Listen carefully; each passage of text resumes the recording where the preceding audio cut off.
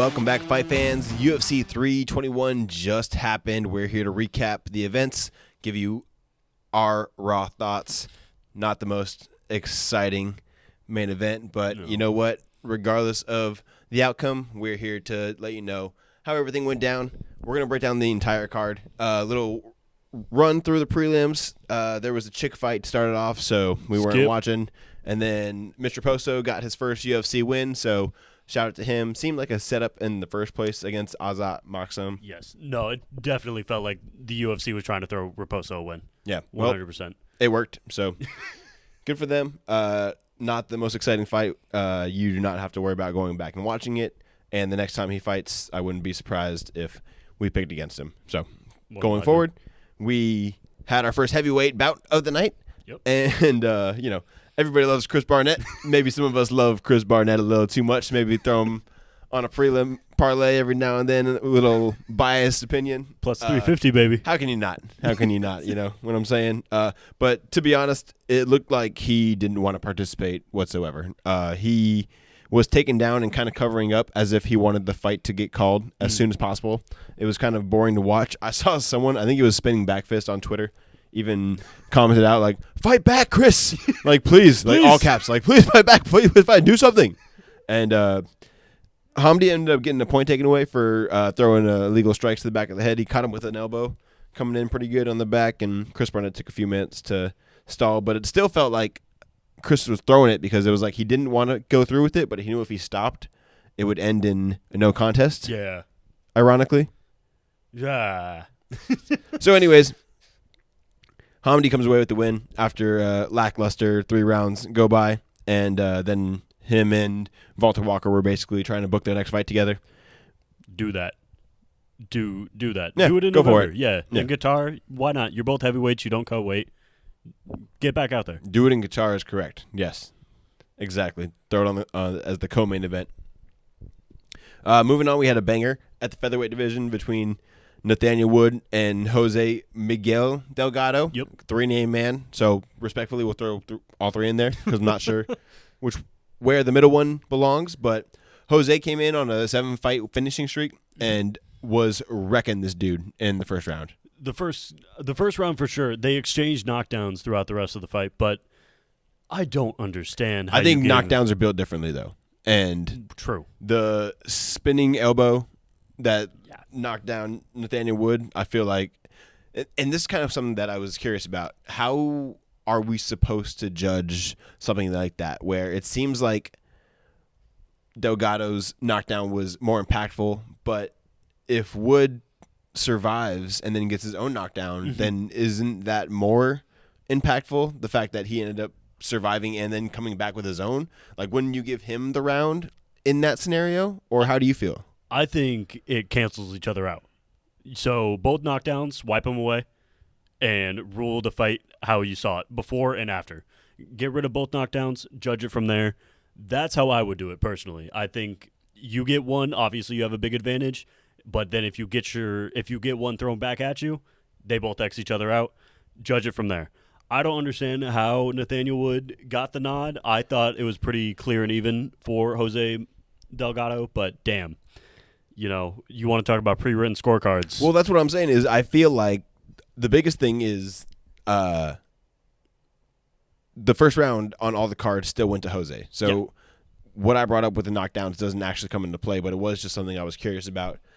The second and third round, though, I don't know, man. Yeah, the fact that I went to Wood, we don't want to spend too much time on the prelims, but close one there. Banger of a fight. Great fight. Weird decision. We like Nathaniel Wood, so we're excited that he'll have a step up in competition going forward. So interested in that. But getting to our ranked heavyweight in Walter Walker. Yes. This guy came through. We called it. 100%. Another heel hook. If you watched our last video, you heard us say that he's probably going to come through with another one of his signature heel hooks.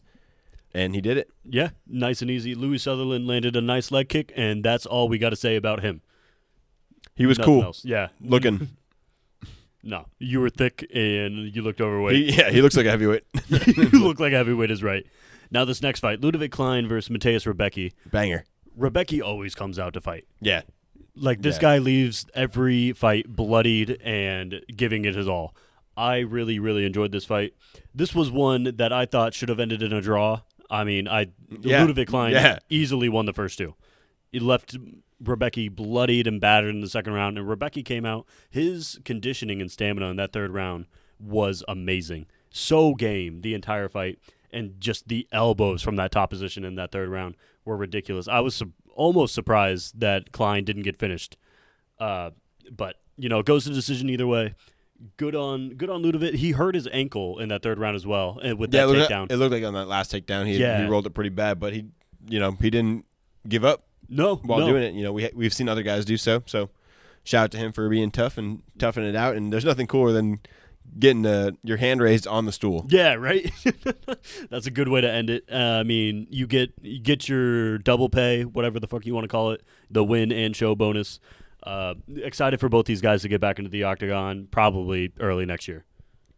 But with that being said, let's move on to Ikram Aliskerov versus the Iron Turtle, Jun-Young Park. Yeah, Ikram had this one in the bag. It was a fun scrap. They went back and forth a lot, but there was just clear levels to this. There was a little nut tap in the first by Ikram that he tried to call off. At first, it was kind of funny. He was like, no, that didn't count. And he was like, oh, no, fuck you. Like, actually, I'm going to take some time here. But don't kick my dick, bro.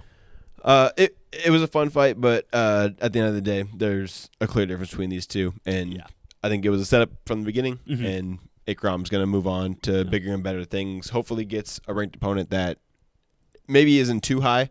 Yeah. Like a Robert Whitaker, right? Like no give more him somewhere around 12, 11, 10. There you go. That's much maybe better. not Joe Pfeiffer yet. That could be a fun matchup. That would be a great matchup at the end of 2026, but maybe not next.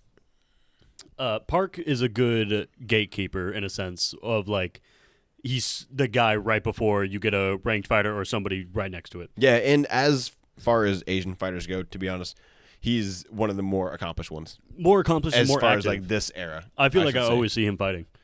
But let's move on to Nasrat Haqparast versus Quinlan Suckalid, or however the fuck you say the Australian's name. Yeah, I don't know. But he's the dude who has a mullet slash Jerry curl slash Australian vibe going. I feel like there's two of them in the UFC right now. Don't know either of their names off the top of our heads right now. That's okay. But tell you what, you keep getting knockouts like that, and we're gonna learn your name before you know it because that was sick as fuck. That was the best knockout, the performance of the night, easily. We're talking knockout of the year candidate, and it makes you start to think like, was it better than Carlos Prates spinning elbow against Jeff Neal? Was it better than Leon Murphy spinning elbow against Patrice Pitbull? That's a good question. It's good. Two very different style type of knockout, but I love me a head kick, and this guy delivered. Yeah, and it wasn't like a spinning one either. It was just, eye to eye, fucking, here it comes. It wasn't even like as much of a feint as like Leon versus Usman or Kamaru was. It was like, here, catch, and he caught. yeah, got him good, clean, and he dropped his own jaw. Like he was there, like, oh. Like, good. So good for him. That was sick. Absolutely. Left Haqparast shaking. And I'm sure he'll now be on the main card, possibly to open it come February when we head back to Perth. He should be. That's a very good call out, actually. Get him a fight. Yeah, February is perfect. That makes a lot of sense. Let's do it.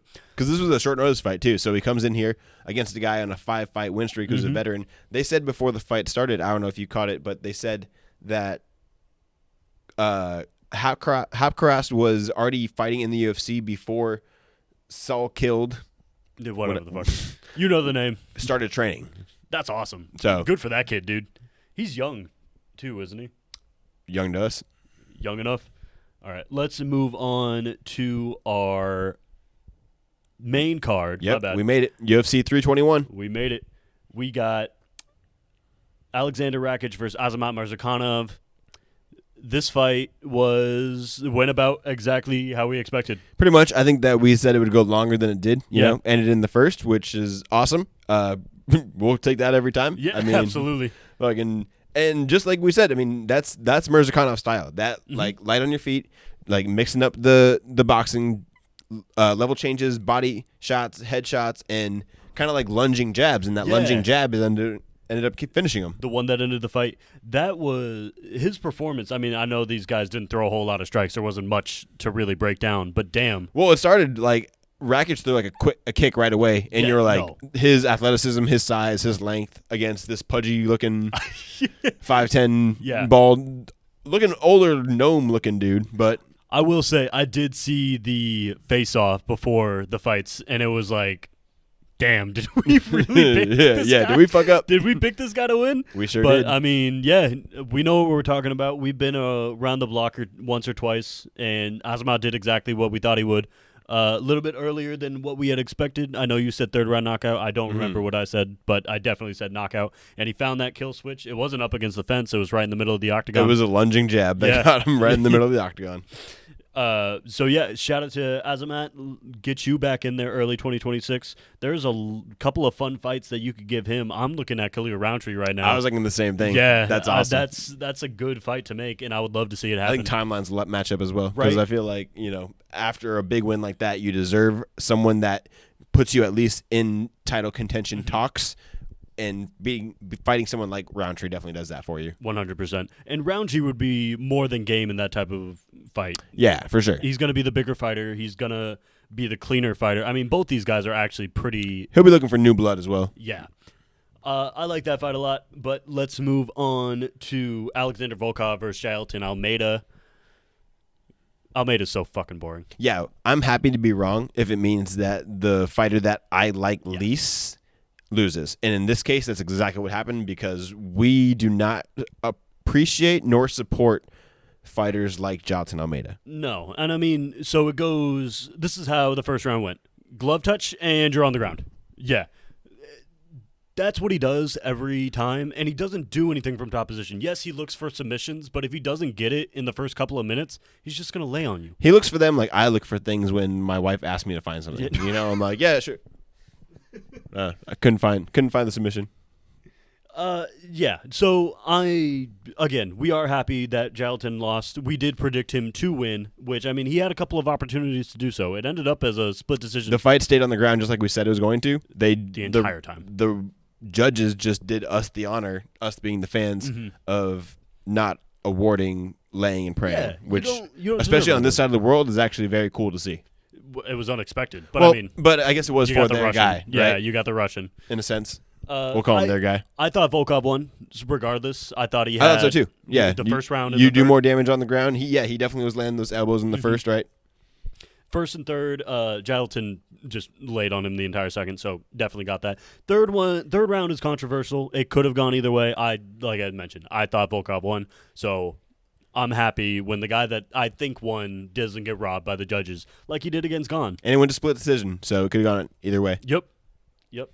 So let's move it on over to our next fight. We got Umar Nurmagomedov versus Mario Bautista. Go ahead. This was arguably the fight of the night. It definitely was, in my opinion, at least. I think that we said before in our 321 preview that Mario Bautista can lose this fight and still grow his stock, and I think that's exactly what he did today. Yeah, I loved how the scrambling exchanges went in this fight. He was not content to just lay on the ground and let Umar do what he did, do what he does against him. Yeah, it didn't matter if he was on his back or inside controller or whatever. Is like Mario was not giving up position. No, right? And he was constantly fighting back, which I love. And not to mention that knee in the second round. Dude, I jumped out of my seat and he killed him! And he didn't. He should have. Oh, my God. Oh, he didn't. It was so knee close. Was flush. There's another universe where that does land flush, and right now we're talking about Mario Bautista being next in line for the title after Peter Yan. And, man. But, with that being said, Umar's a beast, man. Umar's a problem. He's really, really good. He's damn good. We mentioned it, like I said, in 321 preview breakdown, we said that he gave Merab a really hard time. Won those first 2 rounds, came in on short notice, arguably injured, not 100%. Against his coach's advice, against the doctor's advice, and still went 5 rounds with arguably the GOAT. I think right now, when they meet again, Umar's taking it. I think I would probably pick Umar, and there might be a little bit part of me that's just like, I fucking hate Merab. Also, it's time for Merab to lose. Yeah, Enough. right. He's due. He's Yeah, due. What is due. it? A 14-fight win streak? Well, and we're assuming he gets a 15th against Peter Yan. Which he probably will. But yeah, Umar is such a complete fighter. If he can go, I think he goes into any fight at 100%. There might not be a bantamweight in the world that can beat him. Yeah, he's got clean striking. It's like you said, he is the mobile Arch Manning, but at the same time, or I shouldn't say, he is the mobile Manning. Yes. And just like Arch Manning, he's a little disappointing in the eyes of the final product of the Manning before him. I got you. If you get me. Yes. Right? So yes. Compared to Habib, it's like, yes, he smash, but do he smash? yeah. Right? And even in his post-fight interview in the Octagon, he said, like, I want to be like Khabib, but, like, sorry. Like, I'm not. And that's fair, dude. Like, that's a really high bar to live up to. Absolutely, 100%. He's doing a pretty damn good job for, what God gave him. Yeah.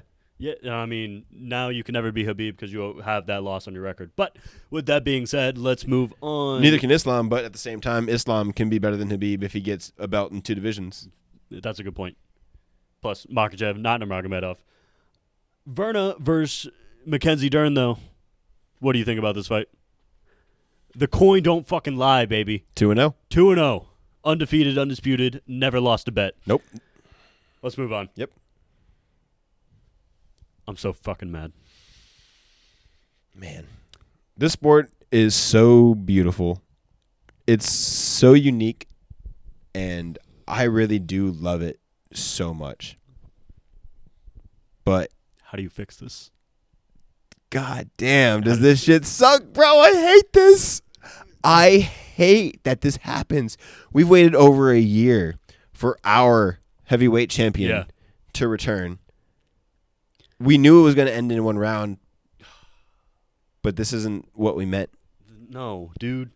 Tom Aspinall has been ducked and avoided at every turn. Nobody wants to fight this guy. Genuine. John Jones is a duck. You look at his performance against Miocic, and you think that John Jones is beating Tom Aspinall? You're out of your fucking mind. There was no way. We kept him on the shelf for over a year, like you mentioned, just for this to be how it ended. These boys were scrapping back and forth. It looked like we were finally going to see Tom Aspinall go to the second, go to the third. Tom Aspinall was bleeding. Okay, so I was going to ask you. I mean, I'm not going to say that Aspinall was getting whooped, but because he was landing his own strikes, he was landing leg kicks that had Saragon reacting. He was landing 1-2s that were connecting. He was bleeding for sure. Mm-hmm. If that round, say that round went ding ding instead of eye poke, who wins the round? Gone 1-0. Okay. That being said, how much more excited would you be now for the rematch, knowing that Gone looked the way he did in the first 4 minutes compared to every other fight that we've seen? Yeah. Tom Aspinall was averaging 2 minutes a fight. Mm-hmm. This one went twice as long. And it ended how it ended. This was the first round I've ever seen Tom Aspinall lose. Or at least be he was on his way to losing. At least have adversity. Yeah. Any kind of adversity. I've never seen him bleed. We've never seen him bleed. Even Laura Senko pointed that out. Yeah. Shout out Laura Senko. She's actually a wonderful announcer, and I like when she gets the microphone. But me too. Yeah, this was going to be the most exciting Aspinall fight, and the way that it was playing out was beautiful because it had me nervous. A little bit, right? Right. You were looking at like all these shots that Tom had landed in previous fights that had put people down, or exactly. He wasn't even getting his takedowns. He shot twice, didn't get either, which was very concerning, especially in the first round. Yeah, I know. Right, where you're supposed to be fresh. You're fresh, and nobody's sweaty, so you can latch on. But yeah, man, it's just this is never how you want to see a fight end. It's the heavyweight championship of the world. This is like the cream of the crop. This is supposed to be the Super Bowl of Super Bowls for the UFC, basically. It was the baddest gentleman on earth versus this giant Frenchman. They're only having one heavyweight championship in 2025, and that was it. That was it. Done. Period. There was no UFC 300. There was no UFC Sphere. Nope. This was the Super Bowl, like you said. That's the perfect way to put it, and it ends in a tie. It ends in the tie in the first quarter. They just call it quits. It Before was like the first Damar quarter. Hamlin falling dead in the middle of the field, and they were like, we're done. And we're just going to call it here. Yeah, I don't know what else to say. I mean, it sucks for Volkov.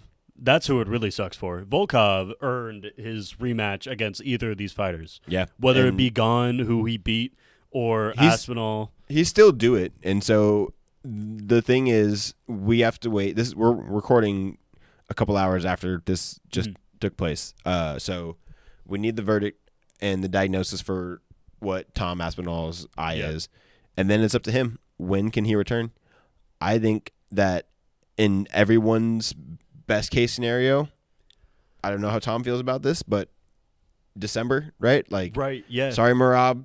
It was cute to have you as the main event for a full week. Get the fuck out of here. But, dude, you ain't God had other pay-per-views. plans. We throw in Tom Aspinall in the heavyweight championship of the world against Saragon 2, if you will. Or is it 1? I mean, if it's no contest, how do you even rank that? It's 2. It's because they did fight. It just nothing happened. All right. Well, yeah, the sequel hopefully coming at the end of the year. I would love that. If not, you know who really wins tonight is Paramount, because it means that they get Tom Aspinall versus Saragon on Paramount, and that's pretty freaking sweet because that's way cooler than Aspinall versus Volkov 2, which I was going to come out here and be, pretend to be excited for because I just am a huge Tom Aspinall fan, and I'm going to remain so. So, that being said, I was extremely excited for this fight. The fact that I get to be excited for it again is kind of cool. If there's going to be a silver lining, and like I said, Saragon having a good performance in the first 4 minutes makes it even more exciting because now you know that Tom actually is in for like a scrap, and it's you're not. It's just not guaranteed that he's going to. Yeah, exactly. He's not able to John Jones him, unfortunately. Even though he would have John Jones, but whatever. That's a conversation for another day. John Jones. So that is how I feel about the heavyweight division at the moment. At the same time, it's not like we have a whole bunch of contenders that are knocking on the door. No. Heavyweight's a hard build to fill out. There's not a lot of 6'2", 250+ pound dudes willing to scrap with one another. That's a very dangerous game to play. These are big boys throwing hands back at one another. And like you said, there's not a crazy amount of prospects in this heavyweight division that you would be excited for either of these dudes to fight, honestly. So the fact that these two were going at one another and it looked the way that it looked, there's not a worse way for this to have ended. And now we got to wait. Yeah, that's the sport's so killer, bro, because there's some good characters in it, and that's what I love about it is every week there's a new storyline. But when you have moments like this, like we've been anticipating this for so long, especially this fight. This fight we've been anticipating for years. Years we've been waiting for this fight in particular to manifest itself, and it finally did for an actual championship fight, and this is how it went. And it's just so freaking heartbreaking, but Yeah, Gon's a double eye poking bastard, and I'll forever be mad at him. I don't care how the rematch goes. Fuck you. But with that being said, shall we wrap it up? Yep. All right. This was the Sportiello Show with the Sportiello Bros. Make sure to like, comment, and subscribe. Leave your reactions down below, and we will see y'all next time. Deuces.